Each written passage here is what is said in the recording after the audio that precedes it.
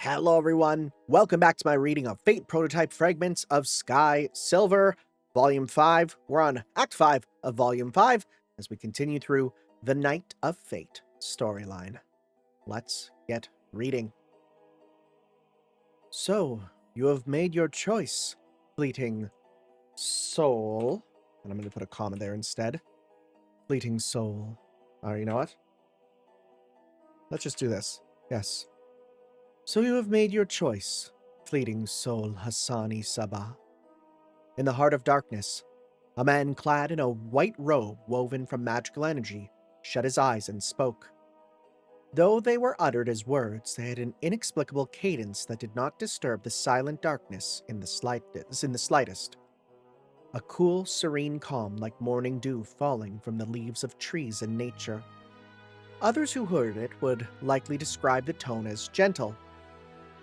I believe that you have surely obtained something precious. The words came again.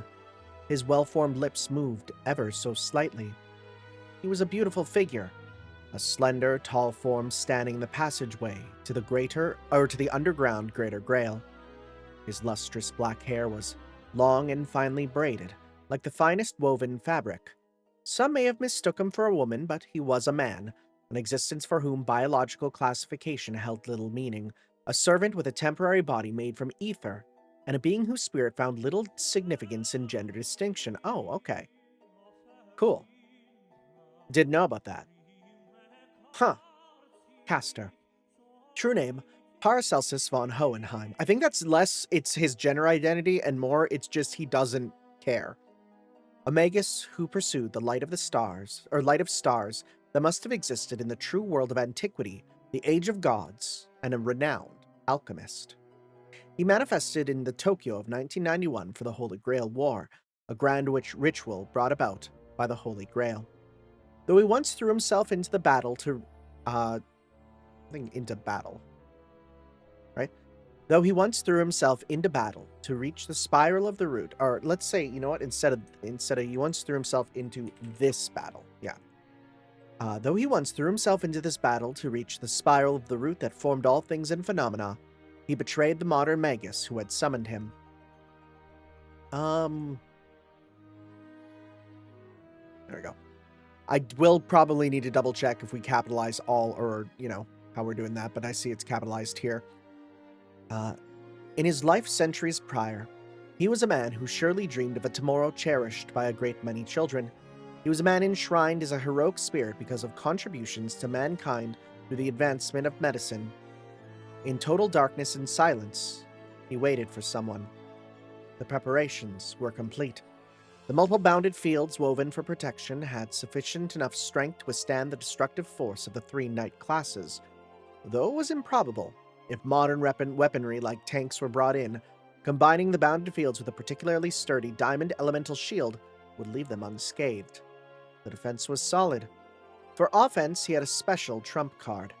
When Caster's short sword unleashed its magical energy, any myth, legend, or folklore, anything that manifesting in the world imbued with magical energy would be defiled in an instant. Even if an intruder advancing through the underground managed to repel assassin unscathed, the situation would still be in Caster's favor. An average heroic spirit would be repelled in seconds, destroying their spiritual core, and turning the tables would be easy. You know what? Let's go. Right? There we go. However, the one who approached now was far from that description. A knight with a holy sword, a warrior who destroyed evil, a true hero who, with justice on his side, had finally rediscovered what he ought to do.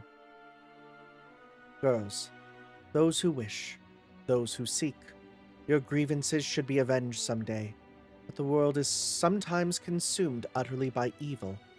Wishes go unheard, happiness is shattered, feelings are trampled upon.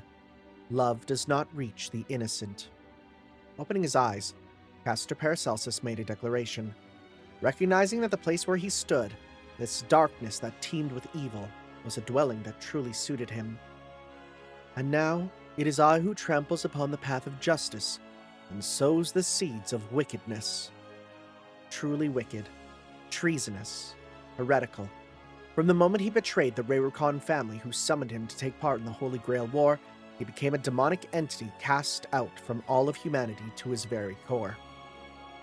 Though he did not condemn the existence of the many magi who deviated from human ethics to live for the sake of their grand ambition, he could not accept it.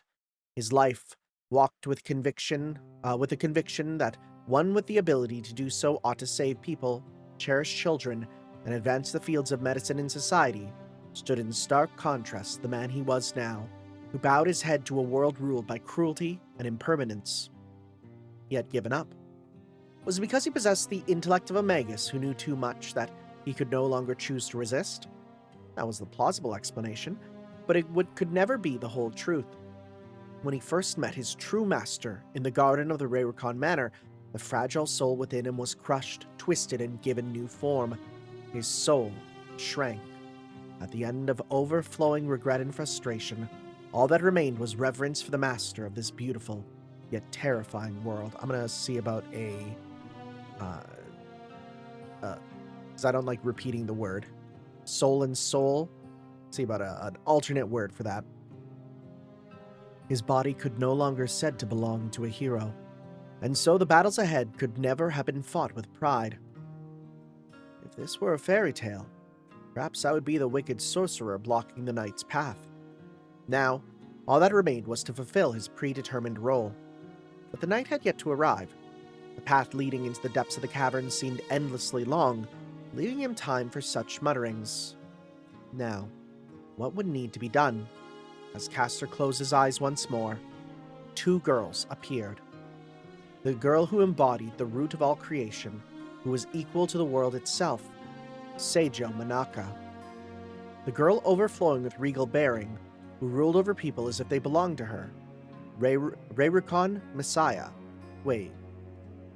Am I stupid then? Wait. When we went back to... Big Sis. Okay. For a second, I'm like, am I stupid in that she actually brought the other one? Oh, too far. Okay, well, we'll see. Rayrukan Messiah. Lady Manaka. For the former, he would offer his life, just as Assassin had. Of course, he had long since resolved himself to this task. To say that he had no regrets, would be a lie. Castor let out an exhale, his thoughts lost in the past. Messiah. It was not his former life. It was just 2 weeks prior. A brief moment that he'd spent conversing with that beloved child, born to be cherished by all, that gifted ruler destined to become a leader someday. A special time, enveloped in warmth and joy. So I'm guessing now we're going back. Noble phantasms? I like the misspelling, that's cute. Indeed, noble phantasms. They are servants' trump card. No, they are servants' trump cards. That makes sense, right? They are servants' trump. Well, they are a servant's trump cards, meaning that a servant might have multiple of them, yeah. Did I not tell you this already, Messiah? We unleash their powers through the revealing of our true names, but constantly active noble phantasms are an exception. I've heard they have all kinds of diverse abilities. Correct. They embody the legends and symbols of heroic spirits themselves. Therefore, just as the lives of heroic spirits are infinitely varied, it is only natural that their powers would overflow with a similar diversity. Memories from before his treachery. One sec, I got a cough.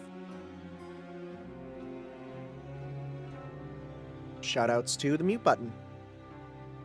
When he still acted as a friend to the head of the Rayrukan family, and as his contracted servant, the day after Castor was summoned, in the parlor of the Rayrukan Manor, where Ryder would arrive in a few hours, Castor Paracelsus and the young Messiah were engaged in a dialogue just after their early morning conversation came to an end.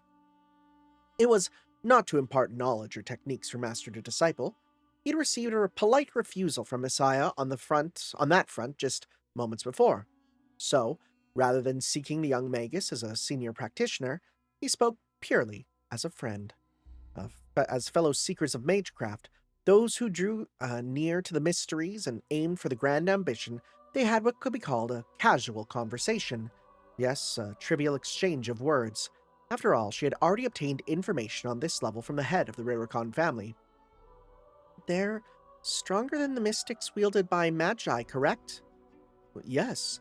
Depending on the individual, some might literally wield power from the Age of Gods. In such cases, their power would likely be somewhat restricted upon their being summoned as a servant, but the opposite pattern is equally possible. The pattern of their power being amplified? Indeed. Nodding, she tilted her teacup. Brewed by the female homunculus he had created through a sharing of his own flesh and blood, though they were only female in appearance and did not possess female biological functions. Very important info. Very important info, yes, of course. They drank imported tea. Not bad. It was served alongside baked goods also prepared by the homunculi. Their consideration was that a child would likely enjoy sweets, but Paracelsus was rather fond of baked goods himself. A French pastry offered a gentle, light crunch. A gaufres, he believed it was called. I'm Googling this. What does this look like? Let's see here. I'm Googling this. Gaufres? Let's see. Oh, waffle! That's just the word for waffle. Oh, Belgian-style waffle. Okay. Gaufres infallible. It's authentic Belgian waffles. Well, they look kind of different sometimes. Okay. But most of the times they just look like a regular waffle. See, this is where I'd love to do, and I might look into this, right? If I can find a way to do Ruby text, I'd do a gaufres or Belgium waffle. See, this is where I would love to do, well, one, it doesn't have to be capitalized because it's just a, thing. I'd love to look into Ruby text to see if I get that. Probably not, right? I'd love to try, would love to try and Ruby text this, but probably can't. Well, no. Okay. More likely than not, I would probably not be able to Ruby text it, right? Also, that doesn't have to be capitalized. A gaufres, or Belgian waffle, he believed it was called. Could it be... Looking over, it seemed... Oh, I can't wait to go to the picture and see if it is right. Looking over, it seemed the Messiah had wished to say something. When he smiled to encourage her, the bright girl lit up and asked, there's no waffles. Do you like sweets, Castor? Yes. It is a distant memory now, but it seems that I enjoyed sweets from a young age. I must have been a spoiled child, and a cunning one. As soon as I turned 10, I would refine sugar to a higher purity than it was sold at the market, calling it an experiment, which I would then secretly lick to savor its taste. What? I mean, I guess. Secretly lick it? She looked surprised. Had he disappointed her? Yes, in secret. Oh, wait, this kind of makes sense then. There's a card in FGO which is him making, shaved ice. Well, this is actually kind of a nice reference to that then, huh? I'm shocked, Castor. You sound like a pretty mischievous kid. Saying that, Messiah gave a bright smile. A refined smile that showed her mother's upbringing, and yet was innocent enough to retain traces of childhood. Paracelsus felt an emotion so overwhelming that he wanted to embrace her then and there, if it were permissible to do so, which it's not. But he managed to restrain himself. No matter how deeply he cherished her, no matter how much she felt like a descendant, a granddaughter, or great-granddaughter among his disciples, servants could not engage so deeply with the people of the modern era. Even with their ethereal flesh and blood needed to manifest in the world, heroic spirits remained unreal in the end. They were merely shadows cast from the past into the present, and so he could simply feel it. The warmth, the dazzling light.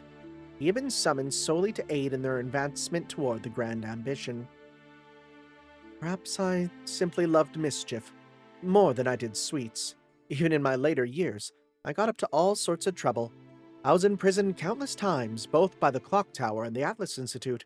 Some called me a heretic, but in the end, I suppose I never truly lost my mischievous spirit. You don't really seem like that to me, though. You think so? No. You sacrificed your life so that medicine could advance. That's an undeniable fact. Otherwise, your name wouldn't be engraved with the other heroic spirits. You flatter me. Thank you, Messiah. Exchanging words with his newest friend. Slowly, gently, tenderly. A bright child. A lovely child. Most of all, you seem to be a kind child. No, No, I say this with certainty. A warm moment. A joyous moment. Without falsehood, it was the most precious 10 or so minutes of his entire time manifested in the modern era of 1991. Paracelsus gazed upon dazzling brilliance, upon Raricon Messiah, with deep affection. Every beloved child that populated the earth, planet, was equal to the precious glow of a star. The era when the atmosphere was immense with magical energy of true ether, and I think those are capitalized, right? I think true ether is usually capitalized. That's an important thing, right? And I'm going to double check that. Okay. And supernatural gods ruled the earth with their wisdom. The era when the atmosphere with the immense magical energy of true ether and supernatural gods ruled the earth with their wisdom may have been lost in the distant past. Let's see here. That's true ether. Should I put commas here? Nah, it's fine. And yet, at least, the infinite potential hidden within the children newly born into the world was surely no greater than theirs. Therefore, Castor Paracelsus cherished them, loved them beyond measure. The Magi were sometimes said to be transcendent beings who strayed from humanity. He believed that this was only part of the truth, not an absolute fact. If the natural ecology of Magi lay in the perpetual refinement of knowledge and technique infused with grand ambition, the inheritance of magic crests and the maintenance of one's continuity through generations, then might he not also say more? Namely, that Magi lived by entrusting their hopes and wishes to the next generation. What difference was there between that and being human? Messiah, I will surely repay this kindness. A time that could never happen again, a miracle that he was able to taste before falling into wickedness. It did not last long, but that scene remained within his heart, a shining golden memory. Later, he had neatly erased it from Messiah's mind, just a few insignificant minutes later. Castor, there's something I want to show you. Quicker to show than explain with words. After they had the tea. Guided by Messiah, Paracelsus moved toward the storage shed in their backyard. Though they simply called it their backyard, it was actually so vast and full of greenery that it could be called a forest. As a result, the storage shed was a considerably sized cottage, usually maintained by a dedicated caretaker. Using the key to open the door, dusty air filled the space and Messiah choked slightly. Ah, that was no good. Are you all right, Messiah? Yes, thanks, I'm okay. Covering her mouth with a handkerchief, Messiah led the way inside. Apparently, it was a large white cloth draped over one corner that they were after. She stood at his side, perplexed on how to remove it. If she pulled too hard, dust would fill the room. Paracelsus murmured to himself, "Wind." The cloth floated up, folded itself neatly, and landed nicely on the floor. A single-action spell, a blend of air manipulation and telekinesis. It was nothing spectacular, but Messiah looked quite startled, so he added, "Just a little trick." She seemed like she was going to say something, but had interrupted her, because she had witnessed something too astonishing to continue. What is this? Wait. Because she had witnessed something too astonishing to continue. What is this? His voice was exaggerated. Things that surprise. Okay, so, wait. I think this would be, seemed like she was going to say something, but he had interrupted her because he had witnessed something too astonishing to continue. Yeah, okay. Right? What is this? His voice was exaggerated. Peeking out beneath the cloth was several items. Things that surprised Castor and made his eyes sparkle. Why are my eyes like this? What? Why are my eyes like this? I'm not doing this. What? Hello? My eyes are not like this. Hello? See, I rubbed my eye, and now they're stuck like this. Oh, geez. One sec. How do I... Let me just... Nope. Wait. I'm good now. Okay. Whatever. That was weird. Anyways, gifts delivered by various stakeholders who sought a connection with the head of the Raricon family, who held the title of the city's dignitary. Many were still unopened. From the kinds of dolls and stuffed animals that girls would likely to enjoy to electronic games and robot toys geared toward boys. They probably didn't consider what she would actually enjoy and simply send whatever caught their eye. In any case, they were all unfamiliar to Castor. Oh, is this a golem of gematria? What is that? I'm Googling that. That sounds like a thing. Is that a real thing? Golem of gematria. What is that? Golem and gematria. Oh, gematria is a numerology system by which Hebrew letters correspond to numbers. Oh, is that sort of like the 666 meaning Nero thing? Oh, according to numerology known as gematria, the total of the word is... Okay, so, yeah. Okay, I learned about this, yeah. No, it's not. Messiah shook her head. She was likely holding back a smile. She could have just let the smile escape, but the young champion hoped to maintain her dignity. It's a robot toy powered by electronics. It should only be able to throw a toy ball. There's no numerology involved. Is that so? Messiah explained several items to him. It was a far cry from the conversation earlier that morning. One of the items simulated ball games on a board. One was an electronic machine that could swap out cassettes to play different games. Oh my god, Game Boy! You know what? I know it says cassettes. I'm changing it to cartridges. Because I want it to be a Game Boy.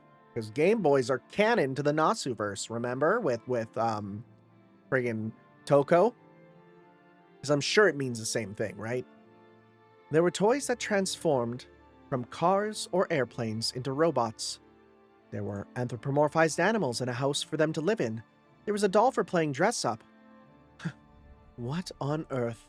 It astounds me that children's playthings could be so extravagant and technologically sophisticated. Wait. 1991 game consoles. Because I'm just thinking here. What was the big thing in 1991? 1991 was the TurboGrafx.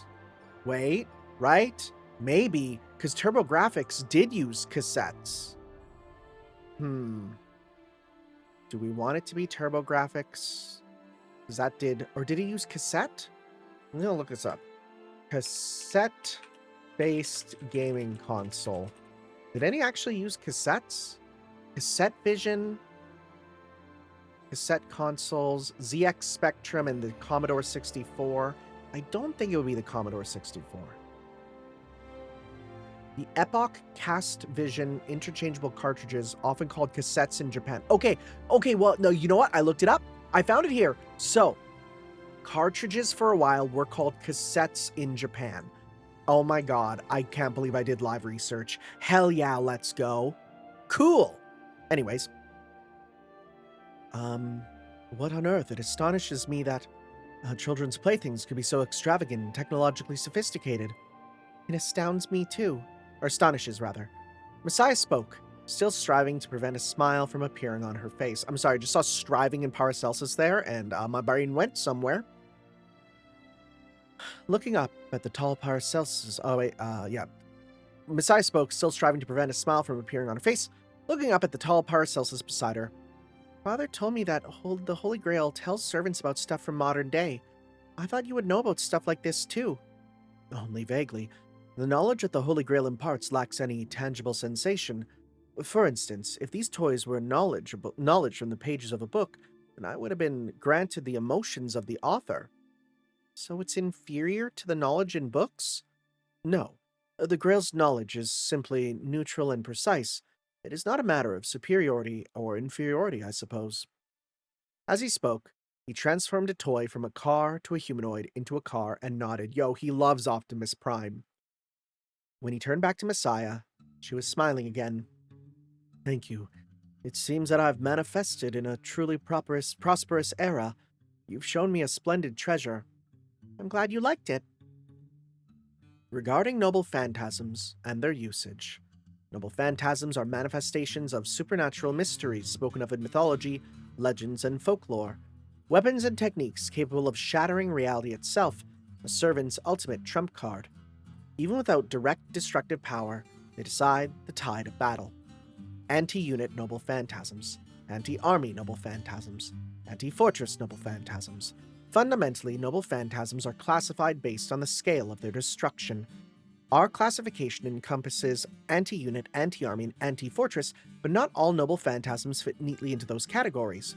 Those who wield concealed magical energy without destructive force would undoubtedly be assigned entirely different classifications.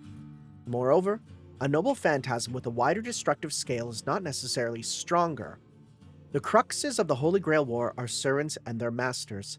It is entirely possible for a servant with an anti-unit noble phantasm to swiftly eliminate enemies with very minimal magical energy expenditure, thereby eliminating a heroic spirit who wields an anti-army noble phantasm, despite the latter's greater destructive power if the former lacks rapid-fire capabilities.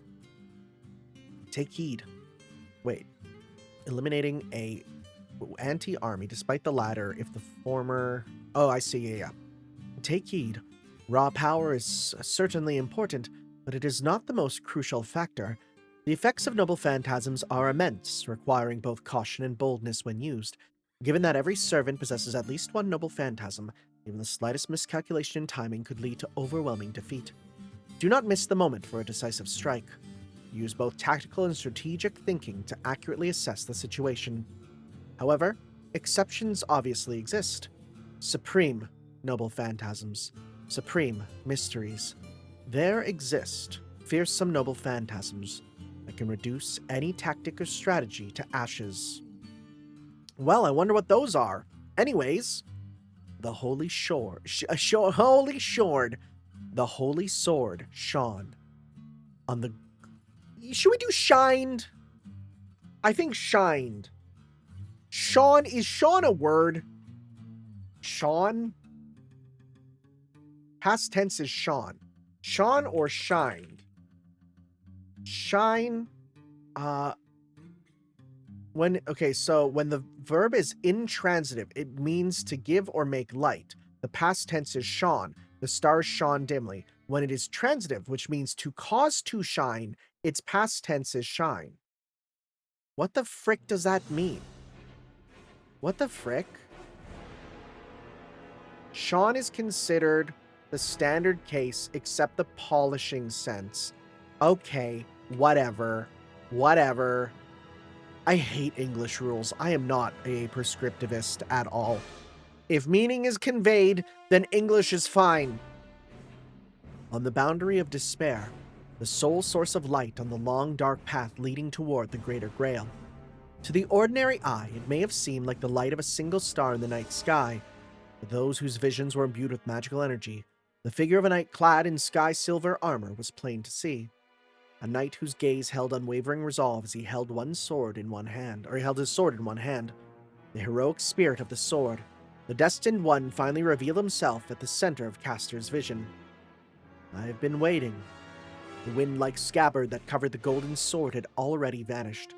Had he removed it during his battle with Assassin, or had he deemed the wind sheath unnecessary, no longer having any strategic need to conceal his noble phantasm from enemies? Concealing a noble phantasm is meant to conceal its owner's true name and vice versa. Wielding noble phantasm identical to one recorded in legend meant that revealing it would risk countermeasures being prepared against it. They both knew each other's true names, though. The King of Knights with his holy sword, Arthur Pendragon. The Magus who rules the five elements, Paracelsus von Hohenheim. Welcome to the entrance of despair and terror. At last, my knight, you have made your way here. Step aside.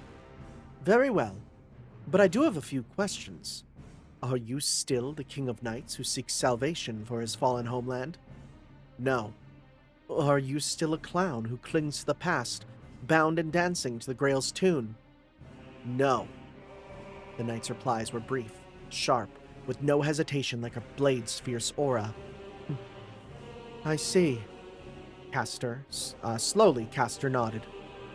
With the quiet pride of a teacher hearing a satisfactory answer from the most brilliant student. He had waited for this moment. To use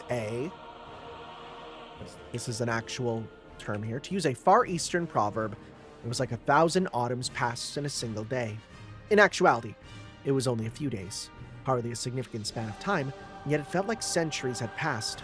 Days spent straying from all righteous paths, betraying and sinking into wickedness to harm others, Submitting to the world made time flow with an unnatural slowness.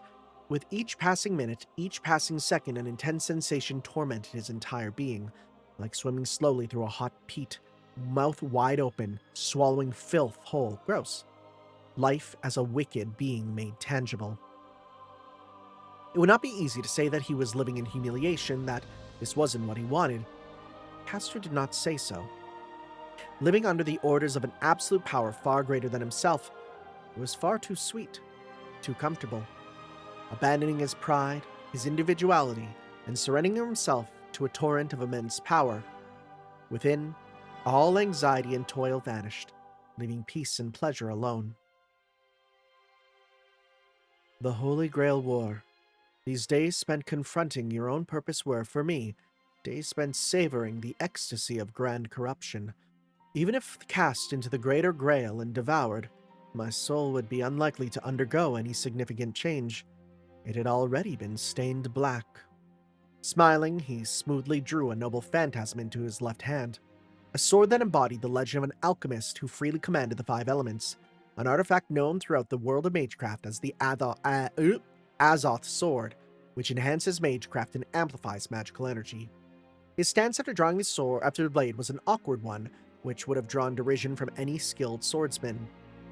And yet, there was an indescribable, eerie sense that it was a true sword, the scent of death, the ferocity of a predator. Ferocity? I don't know. I know the word, I just don't know which way to say it. Born from the conviction that it possessed both the confidence and might to slaughter its opponent.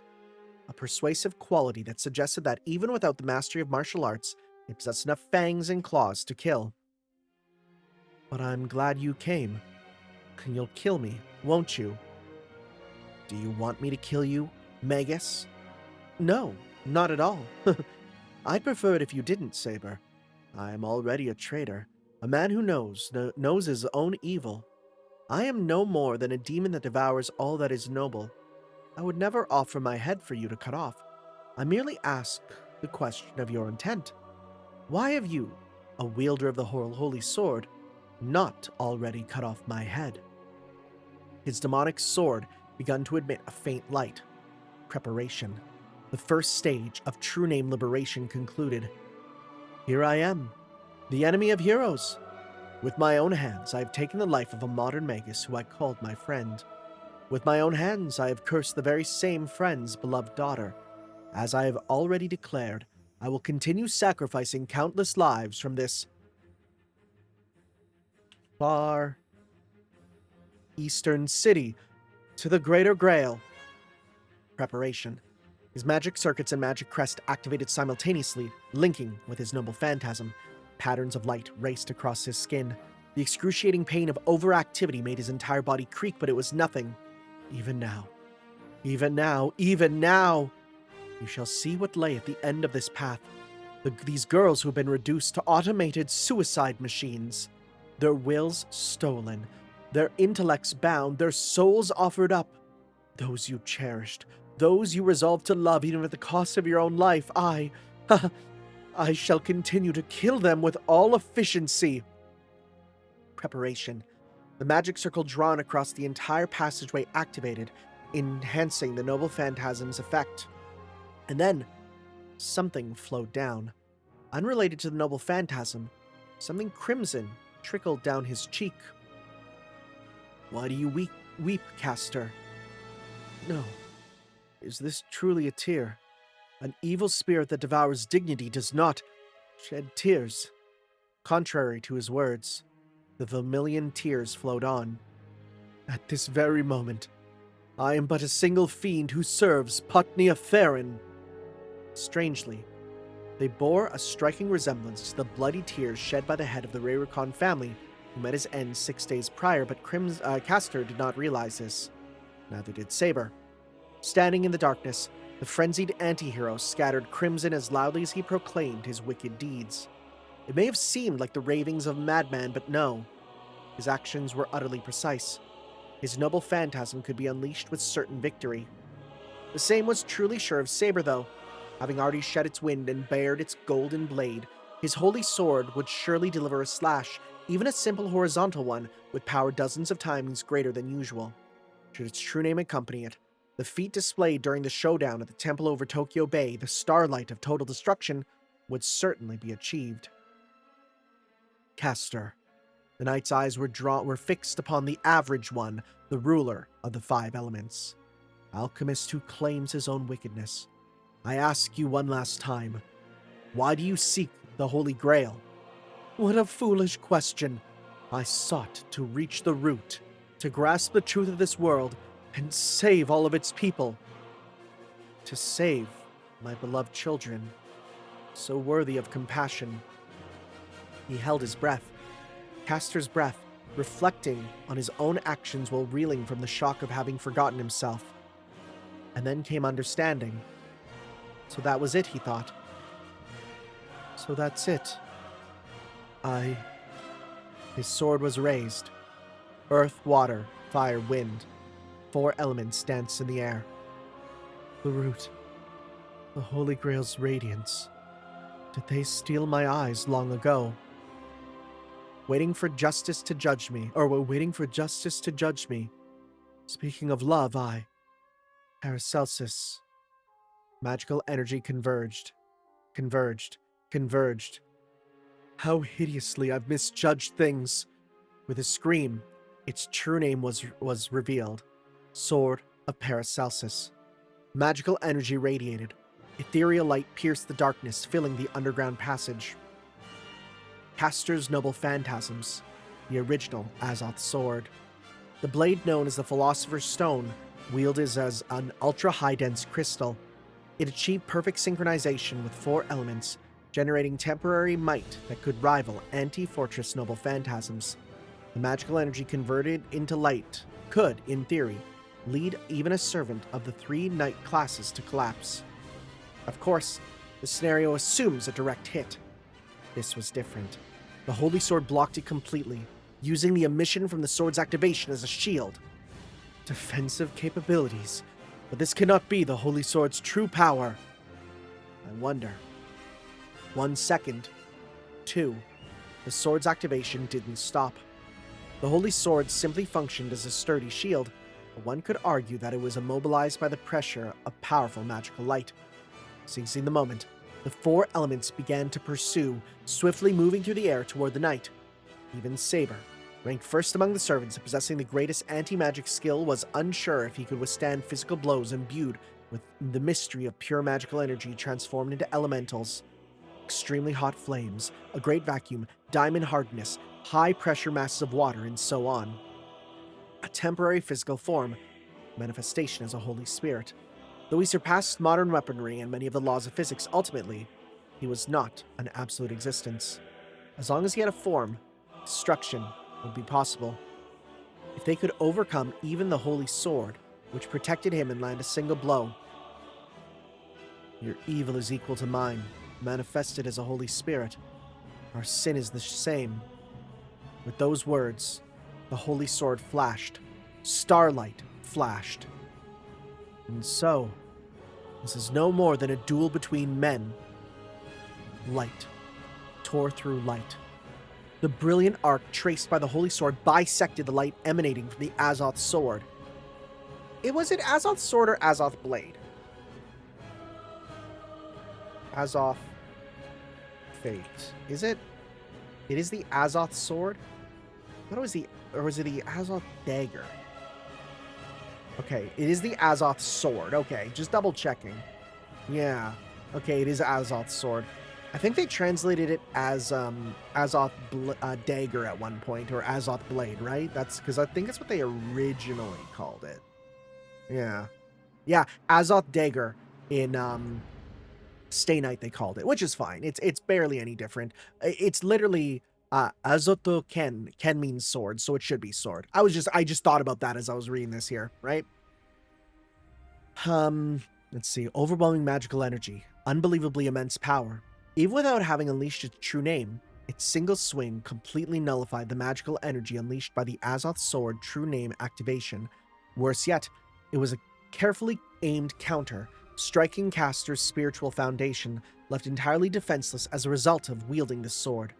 Not a true name release, just a simple attack in its normal state. and yet it was full of this much lethal power. Is this the light of the stars? Caster's expression twisted into a groan of delight. It was what he had been waiting for. Paracelsus von Hohenheim's noble phantasm, magic sword of the element user. For the crystalline philosopher's stone that forms its blade, the dense accumulation of magical energy was only a secondary effect. Its true power was in its capabilities as a photonic crystal. Said to be in existence impossible as Earth, they functioned as a spiritronic processor. Whoa, we're dealing with spiritrons? Okay. In other words, it had supermassive parallel processing power. What the frick? Okay. The instant execution of mystics on the level of large-scale rituals. In principle, it was largely similar to the fragment that temporarily nullified the curse of Ryder's divine domain in the Great Temple Complex. It could analyze and respond to the nature of magical energy emitted by enemies, immediately consuming and appropriating it. It was an uncounterable seizure ability. Saber, I shall receive your divine light. I need to wipe my eye. I got something in my friggin' eye, man. Oh, it's killing me. Okay. Even the divine slash unleashed from the holy sword of the planet would be absorbed and devoured. It was the forced execution of a ritual that mimicked the transcendent feat said to have been accomplished by the great scholar, the scientist and magus. Oh, wait, what? What the frick? Wait, friggin' Da Vinci? Okay. Again, let's go, because for foreign stuff, right? Go like that. Yeah. Oh, frick, okay. It was the forced execution of ritual that mimicked the transcendent feats that had been accomplished by the great scholar, the magus, scientist and magus, once revered as a Homo Universalis or universal man. What the frick? I didn't know Da Vinci would actually be in another story. That's cool. Wait, so what is Da Vinci FGO? What is their noble phantasm actually do? Because I've completely forgot. Let's see here. Abilities, noble phantasm. What does it do, actually? Oh, no, it's... Wait, it's Uomo Universale. Oh, no, that's it just in Italian. Okay, so what is it here? Right? Legendary omnipotence associated with Leonardo da Vinci given shape, it instantly analyzes the target and adjusts his or her attack in accordance with the target being before firing, all-purpose, specially made noble phantasm. It is a reflection one that repels provisionally. Oh, yeah, so it's literally... okay. It's literally what he's doing. That's cool as hell. What do you mean that friggin' Paracelsus can just do Da Vinci's noble phantasm? That's crazy. Okay. Cool. It was the ultimate trump card, the ace up his sleeve that could even kill giants. Even if his spiritual core was shattered, he would kill Saber. This was Castor's final scheme. Less than 2 seconds remained until it would be complete. Oh man, who cannot even destroy me, you'll never be able to sever the wicked thread of the Greater Grail. No, it's over. A short phrase, perhaps a show of mercy, perhaps a solemn declaration of judgment upon a follower of evil. The holy sword flashed once more, its brilliance ever so slightly intensified. Just then, the 4 elements shattered into dust. Almost simultaneously, without a sound, Castor's right arm and noble phantasm held within it vanished without a sound. Had the spiritronic processor malfunctioned? Was there some flaw in the formula of his spell? No, the Grand Magecraft analysis had successfully activated and the consumption of magical energy continued unabated. It was simply unable to consume it all. It was immense, vast, far too overwhelming. The magic circle etched into the passageway began to run wild from the excess collapsing in on itself. The slash from the holy sword became a relentless torrent of light, easily slashing through, pushing open, and swallowing Paracelsus's defensive barrier. Light, light, light, dazzling, a single drop of hope spilled out from the stars. How beautiful, how dazzling, as if sacredness itself had been given form. Ah, beautiful. There was not even time to feel its overwhelming heat, as he gazed with both eyes upon a brilliance that rivaled even the stars during the Age of Gods. Messiah, this is the star that... The flash consumed him. The voice that managed to escape was swallowed mid-word. Wonder if that's star or planet. Probably star in this case. The instant his barrier was torn away, Castor's skin and hair was scorched. Along with his clothes, his eyes filled with magical energy boiled. Oh my goodness. And his muscle fibers and internal organs exploded in an instant. Wait, finally, his entire skeleton, which should have been reinforced, was carbonized and collapsed. These events occurred in less than a fraction of a second. Holy crap. There, the heroic spirit of spells vanished from the earth, without leaving even a single particle behind, completely and utterly. Forgive me. I cannot show you the Holy Sword's true brilliance. Dude, okay, this is crazy. No reply. Darkness and silence returned to the underground Greater Grail's path. He was a very peculiar individual. This is our assessment of the handling of this matter. Born into a lineage with a definite bloodline, if not one of the most prestigious houses, he was a figure with remarkable achievements in the field of alchemy. He remained sincerely devoted to his research and left accomplishments behind at the clock tower that could be called first-rate even from an educator's perspective. And yet, despite our repeated warnings, he published scholarly works, starting with the Archidoxies, claiming that he was acting for the benefit of all people, for the sake of human society at large, under the guise of advancing medicine. I'm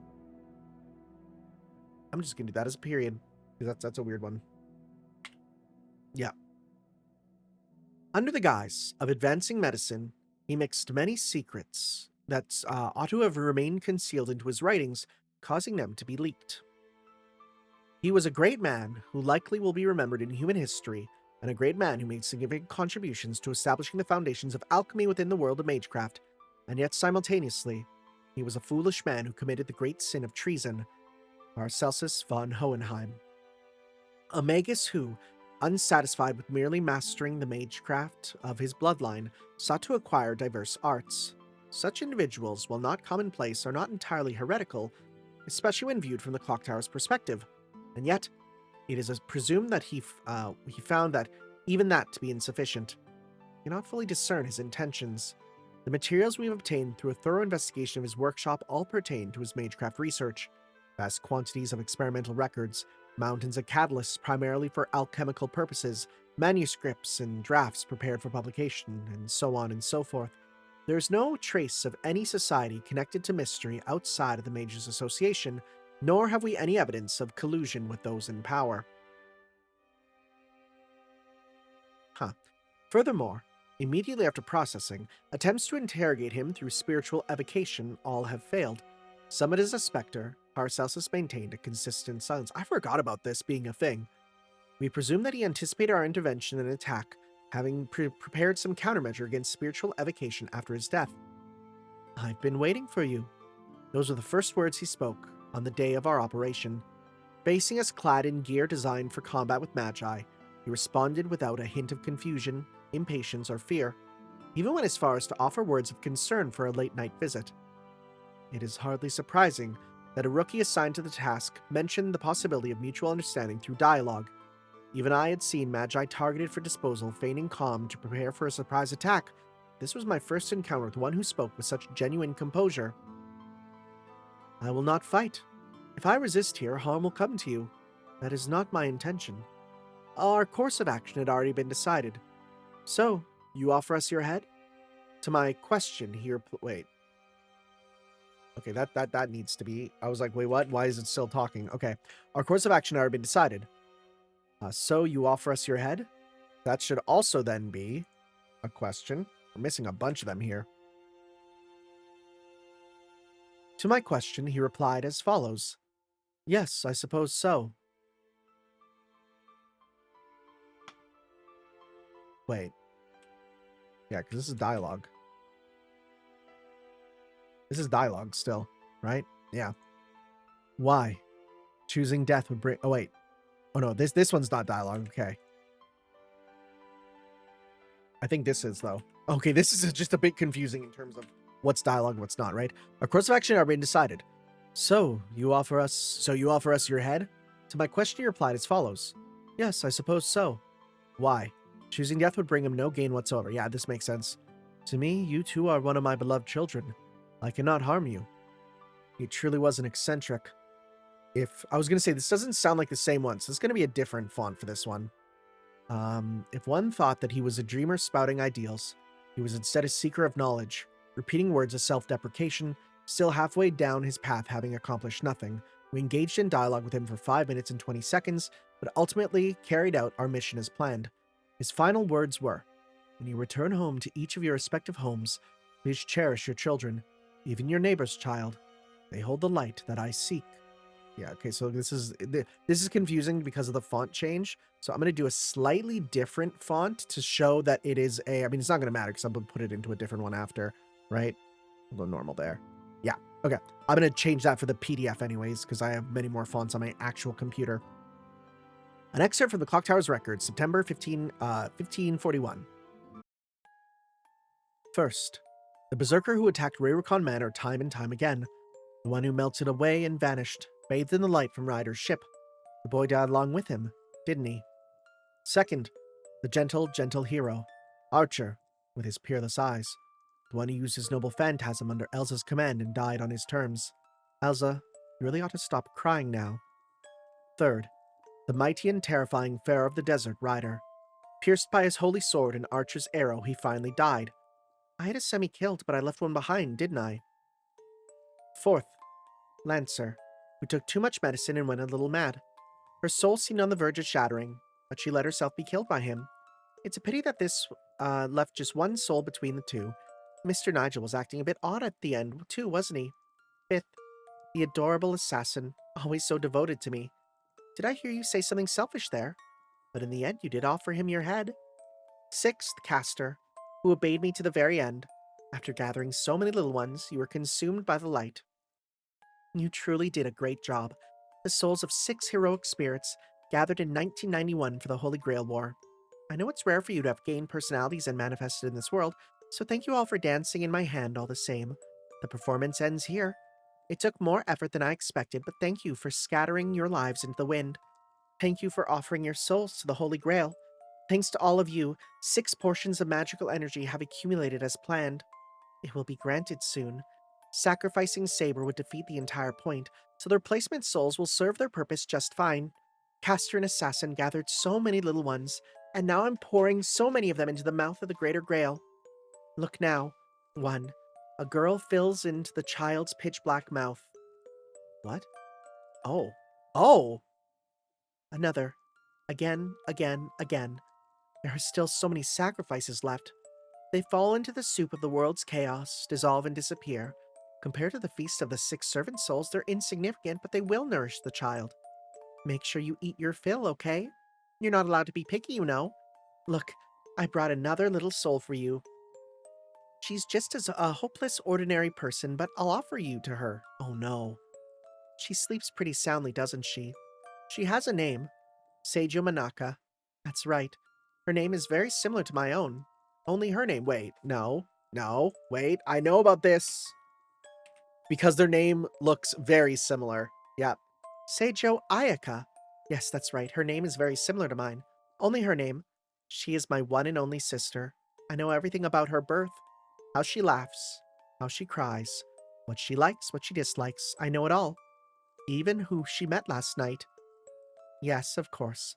Will this be the final bit of nourishment I offer to you? Oh my god. Oh my god. Oh my god. She's putting her in. She's putting her in the soup. This sucks, man. Dude, you are the craziest villain ever. Like, honestly, she is such a crazy good villain. Anyways, guys, next time, Night of Fate, Act Final. Is this the last, like, chapter? I don't know. I don't actually know. I'm just gonna very quickly scroll and look. Don't look at the pictures. Don't look at the pictures. Don't look at the pictures. Don't look at the pictures. I'm just looking to see. Okay, no, there is then okay, so there is then one more. Okay. So it's not the final chapter. Got it. I'm not looking. Don't look. I'm not looking. Don't look.